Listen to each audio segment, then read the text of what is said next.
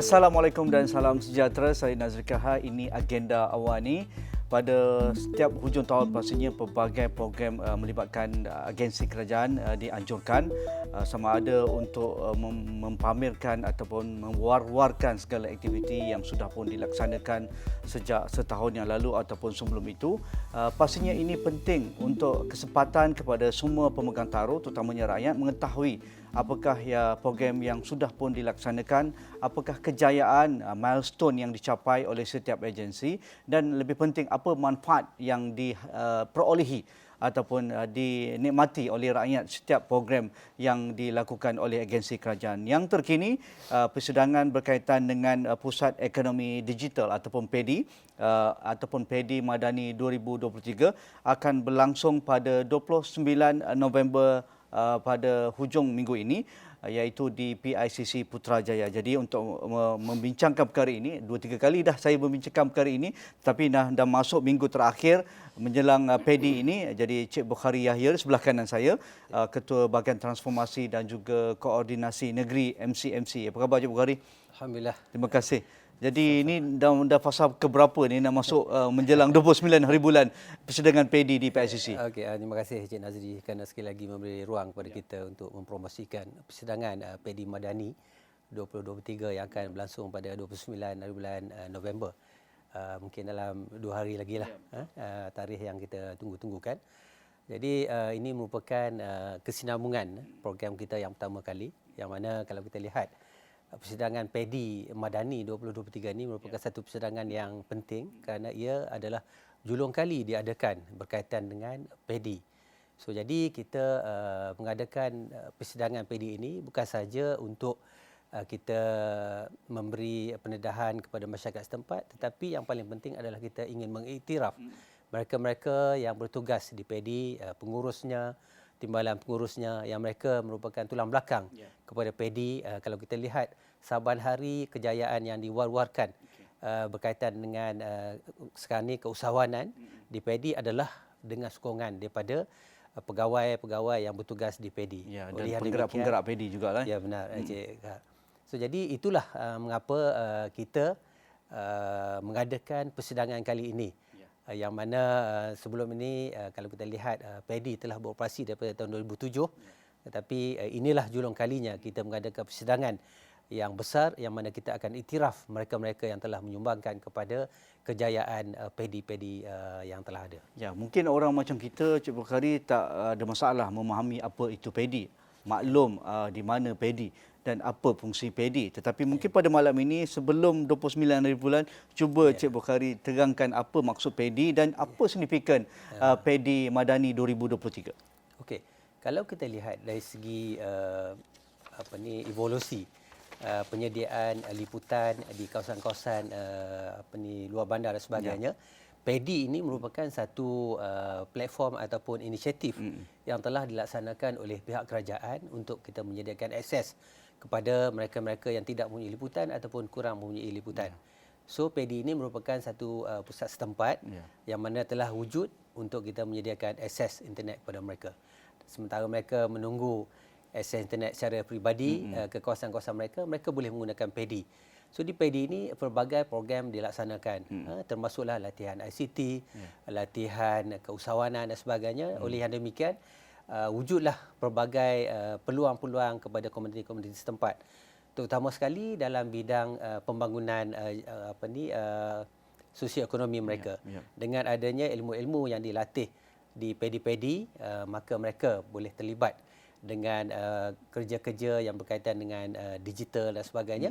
Jadi dari situlah PEDI ini kita lihat merupakan satu pusat yang orang ramai, komuniti setempat boleh datang untuk memeriahkan, menggunakan perkhidmatan yang disediakan di situ. So oleh yang demikian, kalau kita lihat PEDI ini mungkin kalau kita dulu kita kenali sebagai pusat internet dan daripada situ kita telah melakukan transformasi dan sebagainya. Kini dikenali sebagai pusat ekonomi digital. So oleh yang demikian lebih relevan dengan keadaan semasa. So jadi kita memperkasakan lagi PEDI itu supaya bukan sahaja kita melatih masyarakat setempat dari segi latihan ICT-nya, latihan berkaitan dengan STEM dan sebagainya, tetapi kita perluaskan fungsi yang ada di situ kerana kelebihan pedi ini dia ada connectivity ataupun kesambungan internet yang baik. So jadi program-program yang dibuat di sana boleh merangkumi pelbagai aspek. Yang mana kalau kita lihat pada masa sekarang ni adalah latihan-latihan yang berkaitan dengan pembangunan keusahawanan. So itu pedi. Mungkin kalau kita dengar pedi apa yang dikata pedi?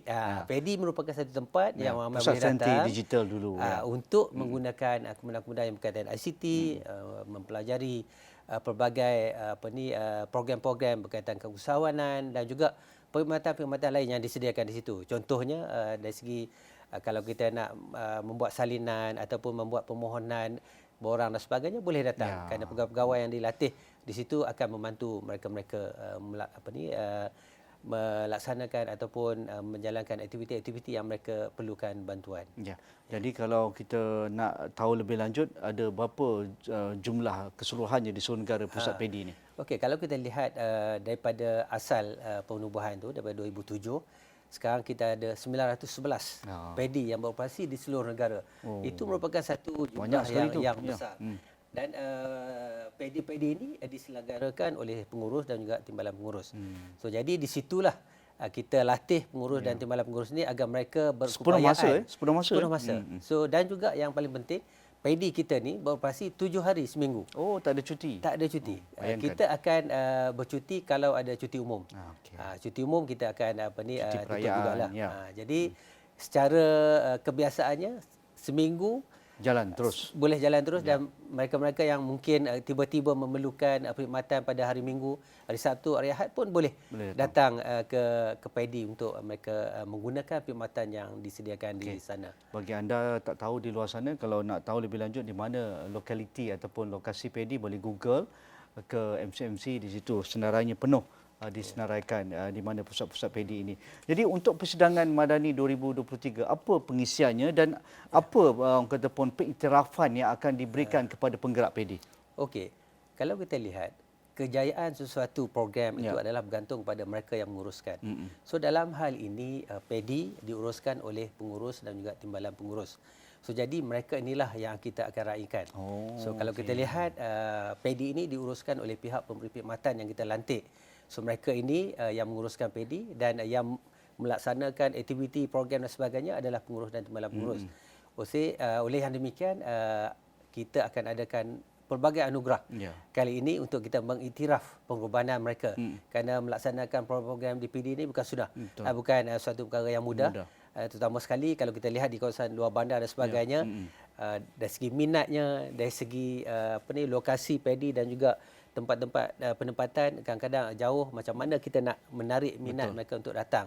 So jadi kita adakan anugerah yang mana kita akan iktiraf mereka-mereka ini. So kita ada 5 kategori yang akan diberikan anugerah, iaitu pedi terbaik, kita ada pengurus terbaik, timbalan pengurus terbaik, kita ada juga untuk program-program yang kita akan anugerah yang kita berikan kepada usahawan-usahawan yang telah berjaya hasil daripada didikan yang dipelajari di pedi. So jadi itu merupakan orang kata apa, main program tu. Program utama yang kita selain daripada itu, apa lagi program? Okey, kalau kita lihat untuk kita memperkasakan lagi pedi ini, kita memerlukan idea yang baru. Kita memerlukan satu sinergi yang baru. So kita akan mantapkan mereka ini dengan pelbagai pengisian. Antaranya adalah perkongsian kejayaan daripada pedi-pedi yang lain. Kita ada juga perkongsian daripada kita punya collaborator. Kita ada juga perkongsian daripada usahawan yang berjaya. So daripada program-program yang kita akan laksanakan pada 29 hari bulan ini, kita harap ia akan memberi inklusif semangat. Begitu spesifik dan juga merangkumi banyak perkara ya. Ya, kalau kita lihat program yang kita akan ada pada 29 hari bulan ini akan melibatkan hampir 3,500 peserta. Penuhlah PHCC kita cukup hari. Itu yang kita harapkan. Daripada situlah dengan adanya perkongsian, dengan adanya penyertaan daripada usahawan, daripada pengurus, timbalan pengurus pedi. Kita ada juga kolaborator daripada kerajaan dan juga pihak swasta. Jadi ini akan memberi satu pendedahan yang baru kepada mereka-mereka, terutama sekali pengurus dan timbalan pengurus, agar mereka memperolehi ilham atau idea yang baru bagaimana mereka dapat memperkasakan pedi ini agar ia dapat membantu komuniti setempat. Terutama sekali kalau kita lihat dari segi pembangunan sosioekonomi masyarakat setempat. Itulah harapan kita, yang mana kalau kita lihat program kita dari segi perkongsian, dari segi pocket talk dan sebagainya adalah untuk memberi pendedahan kepada mereka. Sebab sebelum ini mungkin mereka bertugas melalui tak sempatlah nak ambil tahu benda-benda hari. Kan. Jadi hari ini kita bawa hari mereka, hari mereka agar mereka diberikan pendedahan yang lebih luas untuk mereka meningkatkan keupayaan pedi yang diuruskan oleh mereka nanti. Ya, tetapi kita selalu ingin mendapatkan impak ataupun keberhasilan yang berimpak tinggi dalam setiap program, terutamanya melibatkan kos perbelanjaan rakyat yang begitu tinggi kepada pedi ini. Jadi apa misi dan juga apa yang diharapkan oleh MCMC dengan penganjuran pedi Madani 2023? Saya tengok atau cara pada pagi 29 itu ada laporan interim kajian impak pedi oleh Merdeka Center. Jadi adakah ini sebahagian daripada, bukan kita syok-syok sendiri je atau angkat-angkat bakau sendiri sebagai penyerapan kepada kerja kita dan sebagainya, tetapi ia merupakan satu program yang ingin dilihat impak keberhasilannya bukan setakat tahun ini dan tahun-tahun sebelum ini, malah menambah baik dengan perbelanjaan besar kerajaan untuk program-program akan datang. Adakah begitu sifatnya? Betul. Kalau kita lihat pengukuran kejayaan suatu program itu adalah daripada kajian impak yang kita laksanakan. So kalau kita lihat pedi ini telah beroperasi daripada 2007 dan telah melalui pelbagai fasa transformasi untuk kita memastikan relevansi pedi ini. So daripada satu Cik Bukhari secara personal melihat transformasi pedi ini. Ya, sebab saya pun penggerak awal SMC hampir 20 jadi tahun. Orang yang paling sesuai lah bercerita pasal pedi malam ini. Kita teruskan. So jadi kalau kita lihat penemuan daripada kajian impak itu membuktikan bahawa program-program yang kita laksanakan memberi impak yang besar. Jadi kita dapat menafikan bahawa mungkin kerajaan membelanjakan sebahagian besar peruntukan untuk membiayai pedi ini merupakan satu pembaziran. Tidak. So jadi kita melantik satu pakar untuk mereka membuat kajian impak yang akan dikongsikan pada hari tersebut, membuktikan bahawa pedi ini telah memberikan satu kesan yang besar kepada komuniti. Ini kerana program-program yang kita laksanakan ini adalah di kawasan-kawasan luar bandar. So jadi apabila impak kita lihat, contohnya kita ambil dari segi kejayaan anak-anak tempatan. Dari segi pelajaran, dari segi keusahawanan dan sebagainya. Taraf hidup. Jadi kita lihat di situ ia merupakan sesuatu memang yang ingin dicapai, ingin direalisasikan oleh kerajaan agar mereka akan terus berada di sana memakmurkan bumi-bumi di tempat mereka. So jadi peluang-peluang yang kita adakan, program-program yang kita wujudkan ini telah memberikan impak yang besar. Contohnya kalau seorang usahawan itu, kalau kebiasaan sebelum ini, sebelum berkecimpung dengan ekonomi digital, perniagaan mereka secara tradisional, contohnya di pasar ataupun dengan kedai-kedai yang ada, pendapatan setakat itu saja, terhad kepada pelanggan kampung tersebut. Mungkin kalau mereka menasib baik, ada pelawat pelancong yang datang, adalah peningkatan. Tetapi melalui pedi dengan adanya peluang-peluang e-dagang yang diwujudkan dari segi mungkin rakan-rakan strategik kita seperti Shopee, TikTok dan sebagainya menyediakan platform kepada mereka memasarkan produk-produk di dalam talian, mereka berjaya meningkatkan pendapatan sehingga 30-40%. Bayangkan. Dan ada yang daripada 250 sampai pendapatan 3,000-4,000. Jadi suatu kejayaan besar. Kan? Jadi itu saya rasa bukti yang utama yang mana menunjukkan program-program yang kita laksanakan itu memberi impak yang sangat positif kepada penduduk setempat.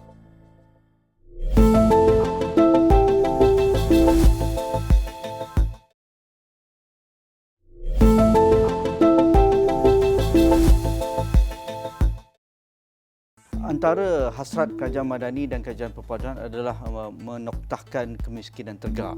Itu antara intention ataupun niat kerajaan ini, bahawa negara kita tidak wajar ada lagi kemiskinan tegar, terutamanya di kalangan masyarakat di pedalaman ataupun luar bandar ataupun masyarakat marginal. Keduanya, dalam bajet 2024 Encik Bukhari, kerajaan juga mengumumkan akan memberi ruang kepada komuniti setempat fikirkan apa jenis program dan juga perniagaan yang mereka boleh lakukan dengan bajet 200,000, 300,000. Kerana mereka tahu apa yang mereka ada di kampung mereka, di komuniti mereka, di flat mereka dan sebagainya. Adakah ini akan menambah baik program-program PADI dengan transformasi yang sudah dilakukan acap kali dah dengan dinamik PADI ini hinggalah 2023? Adakah ini akan kita lihat kerjaan yang lebih jika semua sinergi ini dapat dimantapkan, bukan hanya MCMC tetapi agensi-agensi lain dan juga seperti badan swasta dan juga NGO yang lain? Okey, sebagaimana yang kita tahu, program kita ni akan turut dihadiri oleh kita punya rakan-rakan kolaborator daripada pihak swasta, daripada pihak kerajaan. So kalau kita lihat, sebelum ini mungkin program yang kita buat melibatkan beberapa agensi. Betul. Tetapi dengan adanya perkongsian ataupun persidangan yang kita laksanakan ini, semua datang lebih sekali. ramai pihak akan terlibat. So jadi pelbagai program dapat kita wujudkan. Dengan ini PADI mungkin sebelum ini 1 minggu kita boleh melaksanakan program 1 ataupun 2 program. Tetapi dengan adanya ramai kolaborator kita, program di PADI itu akan menjadi lebih besar banyak dan mungkin dia dapat menampung keperluan lebih ramai dan niche penduduk. Lebih berfokus. Sebab tidak semua orang akan fokus pada benda yang sama. Betul. Mungkin kita ada rakan strategi yang memberi peluang pekerjaan. So mereka akan mengadakan program di PADI dan mungkin anak-anak muda, belia dan sebagainya yang sebelum ini mencari peluang pekerjaan dan sebagainya, mereka boleh mengikuti program. Dan juga dari segi mungkin kalau ada agensi lain yang dari segi pemasaran, dari segi bantuan keuangan, kita ada juga rakan-rakan yang bersedia untuk memberi bantuan keuangan kepada syarikat-syarikat baru ataupun mereka-mereka yang baru nak berkecimpung dalam perniagaan ini. Jadi apabila kita bawa mereka, so mereka-mereka yang ada idea ataupun sedang pertimbangkan untuk melaksanakan perniagaan, mungkin tidak ada modal dan sebagainya, jadi kita akan bantu. So jadi itulah pentingnya rakan-rakan baru yang kita akan bawa bersama-sama pada persidangan kali ini agar lebih banyak program yang kita dapat laksanakan dan kita akan memberi peluang kepada mereka-mereka untuk berkecimpung dalam ekonomi digital ini. Bagi Encik Bukhari, apa signifikan perubahan yang wajar difikirkan dilakukan di PADI, terutamanya berkaitan dengan meningkatkan akses para anak muda kita ataupun pelajar kita kepada dunia tanpa sepadan, iaitu dunia internet, kerana pembelajaran e-learning ini bukan perkara baru dah. Ini perkara biasa dan apatah lagi selepas kita melalui COVID itu, kita terbuka mata bahawa ini wajib difahami, dilaksanakan dan mempunyai akses kepada semua warga kita dari Sabah hingga ke Perlis. Begitu juga bagaimana PADI boleh jadi game changer untuk meningkatkan lagi sosioekonomi komuniti setempat. Soalan yang menarik, Encik Nazri. Betul. Okey, kalau kita lihat PADI ni dia mempunyai akses internet yang sangat baik. Okey. Jadi kalau kita lihat golongan-golongan yang boleh terlibat di PADI ini merangkumi daripada kanak-kanak sampai ke golongan dewasa. So daripada situ, apabila program-program yang kita garap untuk PADI ini, utama sekali mungkin untuk maklumat Encik Nazri, akan ada pengumuman oleh Yang Amat Berhormat Perdana Menteri nanti berkaitan dengan Hala 7 PADI. So dalam itu ada pelbagai program-program yang kita akan laksanakan yang mana akan menjadikan masyarakat setempat tu akan lebih berdaya saing, lebih inovatif. So mereka akan bersedia untuk berhadapan dengan keperluan-keperluan pada masa hadapan dari segi literasi ICT-nya, dari segi kemahiran untuk melaksanakan perniagaan dalam talian, untuk melaksanakan tugas-tugas berdasarkan ICT dan sebagainya akan ada di PADI. So jadi AI nanti pelbagai bukan program kita benda asing lagi dah tu ramai. Contoh macam di bawah Kementerian Komunikasi Digital sendiri kita ada MDEC contohnya. Mereka ini mempunyai pelbagai program-program yang yang mungkin boleh dibawa kepada PADI yang sangat berteknologi tinggi. Betul. Walaupun mereka berada di kampung dan sebagainya, mereka bersedia untuk menerima kerja-kerja yang berkaitan dengan ICT. So daripada situ kita lihat pembangunan komuniti setempat itu akan merangkumi semua aspek yang diperlukan untuk mereka berhadapan dengan dunia tanpa sempadan ini. Menarik. Bagi antara tujahan ataupun perkara baru yang akan diumumkan dalam persidangan kali ini adalah penubuhan panel penasihat PEDI. Jadi adakah Encik Bukhari ada maklumat tentang itu dan apa fungsi panel penasihat PEDI? Kalau kita lihat untuk kita mengimarahkan lagi PEDI ini, mengimarah kita memerlukan kerjasama lagi, kita memerlukan kerjasama daripada komuniti setempat. So dengan adanya jawatankuasa ataupun panel penasihat perpaduan PEDI ini, kita percaya mereka akan membantu pengurus dan timbalan pengurus untuk mempromosikan PEDI ini. Di samping mereka juga akan diberi peluang untuk sama-sama terlibat dalam merangka program yang akan dilaksanakan di PEDI, kerana mereka faham apa yang diperlukan oleh masyarakat setempat. Sebab itulah PEDI ini akan mempunyai panel penasihat perpaduan yang ditubuhkan untuk membantu pengurus dan juga timbalan pengurus di dalam melaksanakan ataupun merancang program-program yang kita ingin tarik lebih ramai orang datang ke PEDI menggunakan. Selain daripada itu, mungkin saya maklumkan, kita juga ada PEDI yang mempunyai rakan digital PEDI yang turut membantu untuk mempromosikan aktiviti-aktiviti di PEDI. Dan juga setelah kita mengadakan pelbagai program, kita ada ikon. Ikon usahawan PEDI. So mereka ini yang akan memberi semangat, didikan dan tunjuk ajar kepada mereka yang baru berkecimpung di dalam semua hasil keluaran PEDI Encik Bukhari. Ya, alhamdulillah itu antara orang kata apa sumbangan balik kepada masyarakat setelah mereka berjaya. So sebab supaya kegagalan mereka tidak diulangi oleh mereka-mereka yang baru ingin berkecimpung. So mereka terus pelajari daripada ini apa yang boleh, apa yang sepatutnya dibuat dan sebagainya. Jadi mereka tidak turut mengalami perkara-perkara yang tidak sepatutnya apabila mereka berkecimpung dalam perniagaan digital ini. Ya, ramai sekali yang akan memberikan orang kata pun talk ataupun program memberikan inspirasi, motivasi nanti daripada usahawan-usahawan yang berjaya. Jadi pada pandangan Encik Bukhari lah, antara yang menarik yang bakal ditunggu-tunggu pada 29 hari bulan ini, siapakah generasi usahawan kita yang akan berada di atas pentas untuk menceritakan kejayaan diri beliau dan juga membawa lebih ramai para usahawan baru terutama di kalangan anak muda kita. Okey, kita ada ikon usahawan yang akan berkongsi pengalaman beliau. Dan juga kita ada juga ikon ICT. Ikon ICT ini adalah seorang sekarang ni dia sudah dewasa yang daripada remaja menggunakan PEDI, belajar di PEDI sehingga beliau menjadi seorang yang berjaya. So itu antara perkongsian yang kita ada.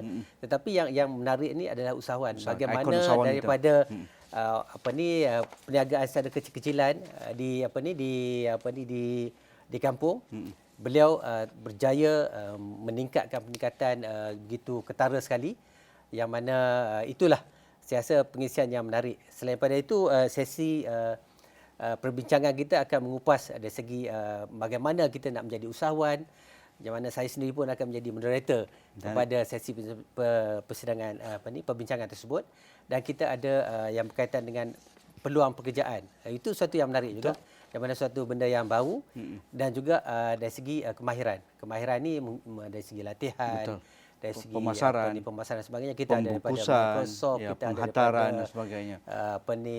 Shopee, Shopee dan sebagainya. Agak compact kita punya program tu, tetapi kita rasa ia memang akan memberi pulangan kepada peserta-peserta kita secara sangat besarlah kepada mereka. Jadi akhir sekali, apa seruan Encik Bukhari supaya beramai-ramai ke PICC? Adakah dia juga dibuka kepada orang awam ataupun ini untuk warga PEDI saja?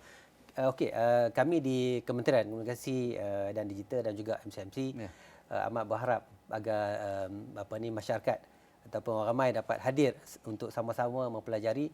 Mungkin pada masa sekarang kita tidak nampak dari segi kepentingan kita dengan PEDI, tetapi mungkin dengan adanya program ataupun menghadiri program yang akan dilaksanakan ini, yang akan diadakan pada 29 bulan ini dan dirasmikan oleh Yang Amat Berhormat Perdana Menteri, ia akan memberi pengetahuan yang baru, membuka mata kepada kita. Tak payah berhijrah ke Kuala Lumpur pun. Bagaimana ia dapat membantu kita dari segi meningkatkan sosial ekonomi mereka. Dan yang paling penting adalah semangat yang kita akan dapat apabila kita mendengar taklimat, perbincangan dan program-program pengisian yang kita adakan itu, agar kita punya peserta apabila pulang ke tempat masing-masing mereka akan mendapat inspirasi yang baru. Betul. Kerana pelbagai program yang telah kita aturkan itu bukan sahaja dari segi perbincangan dan sebagainya, kita ada juga reruai pameran. Yang mana kita bawa usahawan kita yang berjaya ke PICC itu untuk mereka menunjukkan produk-produk mereka. Betul. Dan juga mungkin sambil-sambil buat jualan. Dan juga kita ada kita panggil usahawan daripada golongan-golongan yang istimewa. So mereka juga akan memampirkan bagaimana PADI ini membantu mereka. Menarik. Okey. Datanglah ke pusat konvensyen antarabangsa Putrajaya PICC pada 29 November pada hari Rabu dari pagi hinggalah ke petang. Dan kemuncaknya adalah anugerah untuk para penggerak PADI, pengurus dan timbalan pengurus. Begitu juga bagi mereka yang mendapat penghargaan khusus yang akan diberikan oleh pihak MCMC. Terima kasih Cik Bukhari Yahya, Ketua Bahagian Transformasi dan juga Koordinasi Negeri MCMC Persidangan PADI 2023. Jangan lupa temu janji anda 29 November sekali lagi di PICC Putrajaya. Sekian, Assalamualaikum, kita jumpa lagi.